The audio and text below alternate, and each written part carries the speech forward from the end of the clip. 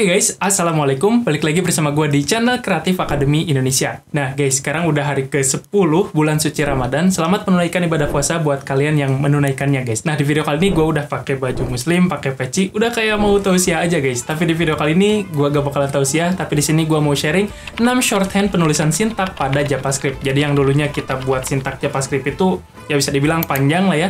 Nah di video kali ini gue mau sharing shorthandnya supaya kalian bisa nulis coding JavaScript-nya makin cepat lagi guys. Jarang-jarang kan channel ini bahas seputar JavaScript.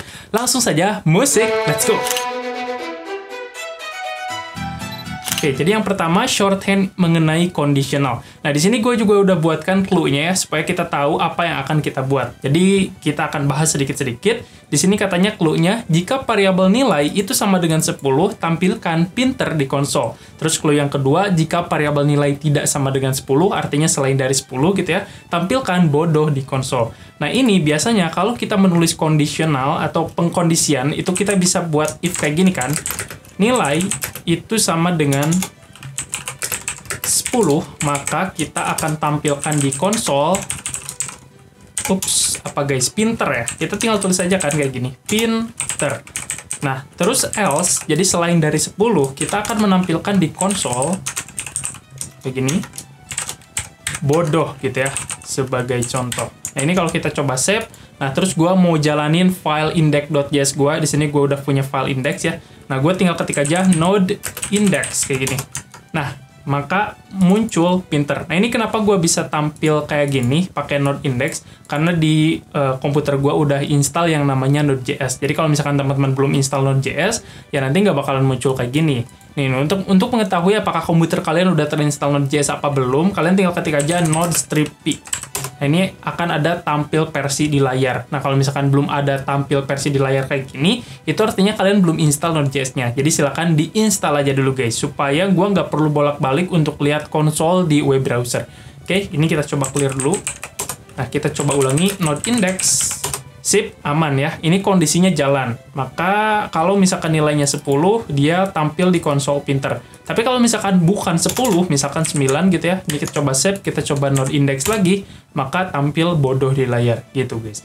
Nah, ini cara yang mainstreamnya, cara yang biasanya. Ada cara shorthandnya. Oke, shorthand yang pertama sebenarnya kalau misalkan sebaris kayak gini, ini kita nggak perlu pakai kurung kurawal. Jadi kita boleh hapus kayak gini, kita naikin ini ke atas. Else-nya tetap di bawah aja. Nah, ini juga sama, kurawalnya kita hapus. Konsolnya naikin ke atas. Kayak gini, kita coba save dulu. Ini kita coba node index lagi. Hasilnya sama aja, guys. Nah, terus kita misalkan ubah lagi jadi 10. Kita node index lagi, hasilnya pinter. Aman ya, gak ada masalah. Nah, ini shorthand yang pertama. Ada cara yang lebih cepat lagi, guys, yaitu menggunakan ternary operator. Nah, ternary operator itu lebih simple. Nah, teman-teman gak perlu if kayak gini, cukup langsung aja tulis kondisinya seperti apa. Ini juga hapus kurung buka kurung tutupnya. Terus di sini teman-teman tinggal tulis aja tanda tanya. Nah, terus tulis aja hal yang mau dilakuinnya apa. Nah, setelah itu untuk else-nya juga sama. Kita boleh hapus, diganti sama titik 2. Kayak gini. Ini kalau kita coba save, kita coba jalanin lagi node index-nya, sama tuh, jalan, pinter. Kalau misalkan kita ubah nilainya jadi 9, coba save, kita coba konsol lagi, bodoh. Fungsinya tetap jalan, tapi kita bisa menulis codingnya bisa jadi lebih cepat. Nah, sebenarnya ini juga bisa kita buat menjadi satu baris, supaya menjadi lebih simple dan juga clean, menjadi lebih pendek. Ini kalau kita coba save, kita node index lagi, hasilnya sama aja. Ini kita ubah lagi jadi 10, untuk memastikan kondisinya jalan atau enggak gitu ya. Kita node index lagi, hasilnya jalan. Pinter. Sip guys, itu shorthand yang pertama untuk conditional rendering. Kita coba clear dulu supaya clean lagi konsol kita. Oke, kita masuk ke shorthand yang kedua, yaitu ada yang namanya conditional true false. Nah, di sini gue udah buat catatan supaya bisa lebih cepat aja gitu videonya. Nah, ini seperti biasa, gue udah buatkan beberapa clue-nya ya. Nah, jadi jika variabel saklarnya itu true, maka tampilkan lampu nyala di konsol. Tapi kalau misalkan saklarnya itu false, maka tampilkan lampu mati di konsol gitu ya. Nah, ini biasanya kita bisa pakai if else biasa ya, kayak gini. Ini seperti biasa, cara longhand-nya itu kayak gimana. Yang pertama, saklar itu sama dengan true, kayak gini kan. Terus kita tampilkan konsol. yang ditampilkan di konsol adalah lampu nyala. Kalau misalkan saklarnya itu true. Nah, kalau misalkan nggak true alias false gitu ya, ini kita bisa pakai else atau kita bisa buat if lagi kayak gini, itu sama aja.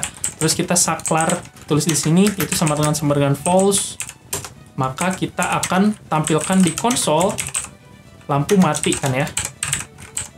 Lampu mati. Nah, ini kalau kita coba jalanin lagi dengan cara ketik node index, maka yang tampil, yang atas kita komen dulu supaya nggak terlalu banyak konsolnya. Kita komen dulu, scroll ke bawah, ini kita coba clear dulu. Terus kita coba node index lagi. Nah, maka yang tampil adalah lampu nyala, karena dia saklarnya itu true. Kalau misalkan kita ubah jadi false, kayak gini, coba save, kita coba node index lagi, maka lampu mati, karena saklarnya dia false. Nah, ini cara long hand-nya guys. Ada cara short hand-nya. Yang pertama, kalau misalkan dia variabelnya itu atau kondisinya itu true atau false, nah sebenarnya kita nggak perlu pakai sama dengan true. Cukup kita hapus aja. Nah, cukup kita tulis variabelnya aja. Karena biasanya kondisi yang ada di sini itu outputnya true atau false. Nah, kalau misalkan kayak gini, karena dia saklarnya itu true, maka dia akan tampil ke sini. Coba save, kita coba node index lagi. Lampu mati. Kalau misalkan kita jadi true, harusnya kan dia jalan kondisi yang ini kan. Kita node index, maka lampu menyala. Kondisinya berjalan dengan lancar. Nah, ini sebenarnya kalau misalkan pengen lebih simpel lagi, kayak tadi, kita bisa hilangkan kurung kurawalnya kayak gini. Coba save, ini jalan, nggak ada masalah. Tapi ada shorthand-nya lagi guys. Karena kalau misalkan kita hanya memiliki satu kondisi gitu ya.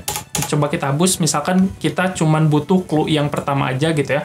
Ini sebenarnya teman-teman nggak perlu pakai if, langsung aja kondisinya apa, saklar kayak gini, terus kita pakai done. Ini kita pakai logical ya, namanya itu conditional logical. Ini kalau kita coba save, kita node index lagi, nah hasilnya sama aja. Cuman kalau misalkan kita pakai logical kayak gini, itu tuh nggak ada kondisi selain itu gitu, alias nggak ada kondisi keduanya lah istilahnya, cuman untuk satu kondisi aja gitu guys. Ini adalah shorthand untuk conditional true false. Oke, selanjutnya kita akan bahas menulis function. Nah, kalau misalkan buat fungsi kan biasanya kita gini kan, kita buat function kayak gini, terus nama functionnya apa, misalkan kita beri nama function sapa aja deh ya, sapa kayak gini. Nah, terus kita ingin tampilkan halo nama saya gitu ya. Nah, misalkan kita konsol ketik log halo plus nama. Nah, nama ini dapat dari mana? Dari sini. Dia nanti menerima sebuah parameter. Ini kita coba save. Kalau kita coba konsol, ini coba kita komen dulu. Yang kedua tadi ya. Kita masuk yang ketiga, coba save. Kita clear dulu supaya clean lagi, terus kita jalanin node index kayak gini. Nah, maka belum tampil apa-apa karena kita baru buat fungsinya aja, belum kita pakai. Nah, untuk cara pakainya kan biasanya kita tinggal panggil aja nama fungsinya apa, sapa, terus masukin, dia menerima satu parameter yaitu nama. Misalkan kita akan kirimin namanya itu Agus gitu ya. Coba save, terus kita node index lagi, maka akan tampil halo Agus. Nah, ini penulisan function cara yang mainstreamnya, cara yang biasanya ya, cara yang kuno lah, cara yang klasik. Nah, ada cara yang modernnya, yaitu menggunakan arrow function. Caranya gampang aja, ini boleh kita komen sebagai pembanding, jangan dihapus. Nah, cara untuk membuat arrow function kan kita tinggal buat const, terus nama fungsinya apa, misalkan sapa, kita samakan aja, terus kita isi dengan arrow function kayak gini. Terus kita konsol. Ketik log halo, jangan lupa pakai kutip karena dia string, halo plus nama. Nama ini dapat dari mana? Dari sini. Nanti kita akan kirimin berupa parameter. Dan ini kalau kita coba save, kita coba node index lagi, jalan guys.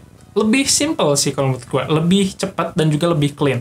Nah, ini kalau misalkan dia hanya memiliki satu parameter, ini sebenarnya kita nggak perlu nih kurung buka kurung tutup, jadi kita boleh hapus. Lihat, lebih simple lagi. Kalau kita jalanin, sama aja jalan. Gitu guys. Ini shorthand untuk penulisan function. Jadi ini function biasa, ini menggunakan arrow function. Jadi lebih singkat lah istilahnya. Sip. Selanjutnya, yang keempat, itu ada yang namanya template literals. Nah, kalau template literals ini gimana kalau misalkan kita pakai fungsi yang udah kita buat di sini, Ini boleh kita copy, terus kita paste di sini. Nah, terus di sini yang atas kita komen supaya kita fokus ke yang keempat ini, oke? Nah, di sini kita nggak pengen cuma nama aja ya, tapi kita pengen nambahin umur. Nah, kalau misalkan dua parameter kayak gini, ini kita harus bungkus ke dalam kurung buka, kurung tutup kayak gini.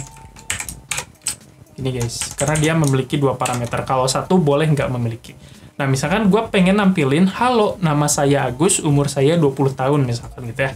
Halo, nama saya, titik, plus sama dengan nama, terus kita akan plus lagi, umur saya, ada umur saya, plus umur. Ini supaya nggak panjang ke kanan, kita turunin ke bawah dengan cara view toggle word wrap, view word wrap yang ini guys. Nah, dia akan turun ke bawah tuh. Halo, nama saya, atau kalau misalkan kalian gak pengen sejajar atau sebaris, kalian bisa pakai kurung kurawal di sini. Tekat, kita pakai kurung kurawal, nah kayak gini sama aja, itu bisa. Umur saya berapa tahun gitu ya. Nah, ini kita kirimin lagi di sini, bukan hanya nama, tapi dengan umur, misalkan 20. Ini kalau kita coba save, terus kita clear dulu supaya lebih clean, terus kita jalanin lagi dengan cara node index, kayak gini, enter, ups, typo guys, clear dulu, node index. Nah, maka yang tampil adalah, halo, nama saya Agus, umur saya 20. Ini supaya nggak berdempetan, kita pakai koma deh. Di sininya. Nah, sini. Sip. Ini kalau kita jalani lagi, halo, nama saya Agus, umur saya 20. Sip. Ini aman.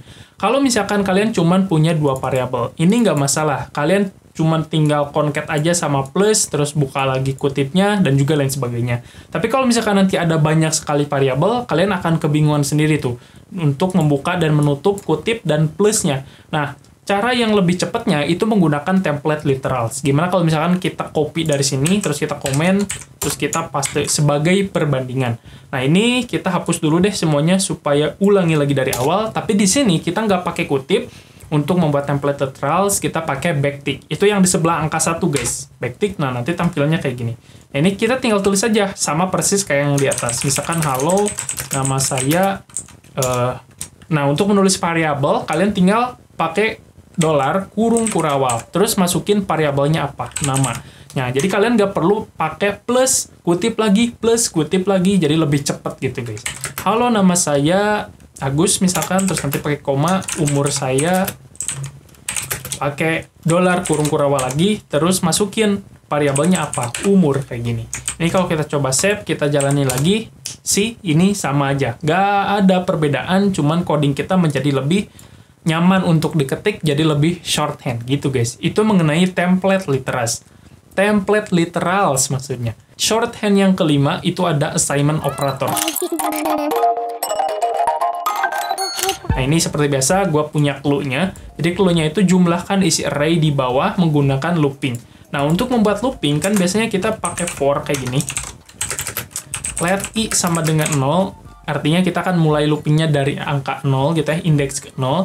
Terus, apakah, ini kondisinya, apakah i itu lebih kecil dari number titik length?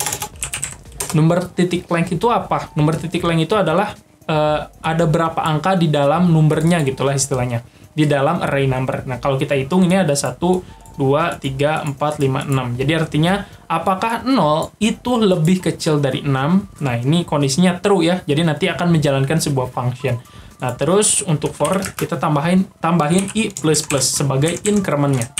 Nah, kalau misalkan kondisinya itu true, maka kita akan membuat totalnya ini itu sama dengan ditimpa gitu ya. Total plus number indeks ke i. Ini guys, ini nanti gue akan sambil jelasin gimana maksudnya. Terus kita konsol, mungkin nanti titik log total. Mungkin bagi para pemula agak sedikit membingungkan nih, apa itu sih loopingan.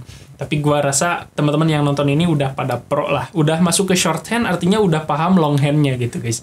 Nah, jadi yang pertama, let i sama dengan 0, artinya gue akan melooping dari mulai indeks ke 0. Terus di sini ada kondisi, apakah i itu lebih kecil dari number titik length, di mana i itu sama dengan 0, number length itu adalah ada berapa angka di dalam number. Ini kita tahu ada 1, 2, 3, 4, 5, 6.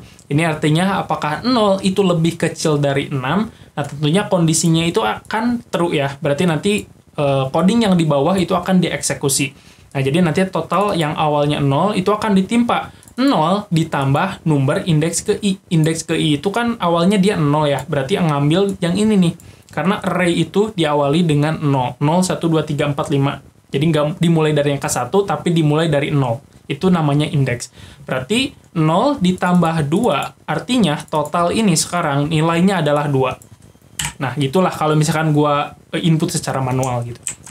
Nah, terus kalau misalkan udah dieksekusi, nanti I-nya ini akan ditambah 1. Ini artinya increment, I plus 1. Nah, sekarang dia balik lagi ke sini, karena namanya juga loopingan ya, di looping selama kondisinya itu bernilai true. Nah, sekarang I-nya ini bernilai 1. Nah, kalau buat tulis manual tuh kayak gini lah.